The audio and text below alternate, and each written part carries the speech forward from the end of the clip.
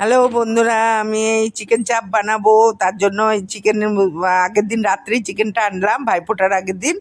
আদা বাটা, রসুন বাটা আর একটু জিরা, ধনিয়া আর লঙ্কার গুঁড়া, হলুদ গুঁড়া দিয়ে তেল দিয়ে একটু মাইখে, দই দিয়ে মাইখে রেখে দিচ্ছি। এটা ফ্রিজে রেখে দেবো মাইখে টেখে।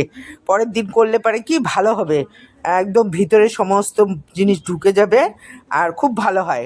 কেন কি, যেহেতু বড় বড় পিস, চাপের জন্য তো বড় বড়ই থাকে। তো সেই জন্য এই যে পরের দিনে এই যে আমি তেলের মধ্যে ভাজতেছি, এটা বাটারে যদি ভাজে, আমি সাদা তেলে করতেছি, অত রিচ করতে পারবো না। তো সাদা তেলের মধ্যে দেখেন এই যে ভাইজি নিচ্ছি।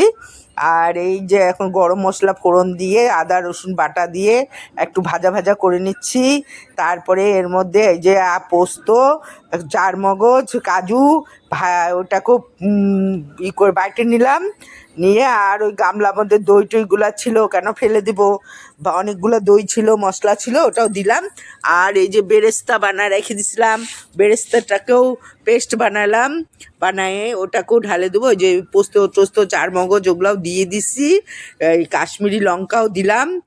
দিয়ে এখন আমি এটাকে ওই ভালো করে কষাতে হবে, ভালো করে কষায় নিব। কষায় নিয়ে আর একটু ওর মধ্যে পরে এই পেঁয়াজ বাটাটাও দিয়ে দিলাম, ওই ভাজা পেঁয়াজটা ওটা বাটছি। কেন কি এটা একদম ক্রিমের মতো হবে, এখানে কোনো মানে হবে না, দানাদার কিছু থাকবে না, একদম ক্রিমের মতো গ্রেভিটা হবে।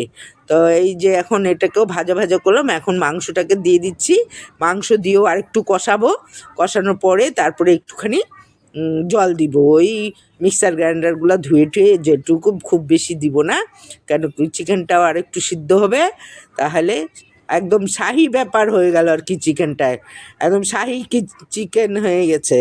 এই যে এখন জল টল দিয়ে দিলাম, এখন একটুখানি এটা সিদ্ধ হোক। হওয়ার পরে আর আমি একটু গরম মশলা বানাইছি, এটা দিয়ে দিলাম, গরম মশলাটা দিয়ে ঢাকা দিয়ে দিছি। এই যে হয়ে গেছে। আর এখন এই চিকেন চাপ আমার রেডি। আর এর মধ্যে একটু ঘি দিয়ে দিব আর একটু গোলাপ জল দিয়ে দিব, বাস। এর মধ্যে এখন শাহি ব্যাপার তো চলে আসলো।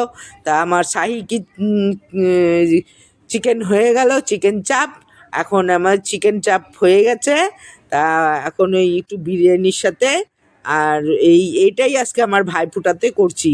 কেন এই করতে করতে আমাদের 2:30 বাজে গেছে। এই দুইটা জিনিস করতে করতেই এই মটন দিয়ে হচ্ছে বিরিয়ানি, আর এই চিকেন চাপ দিয়ে বিরিয়ানি দিয়ে দিলাম।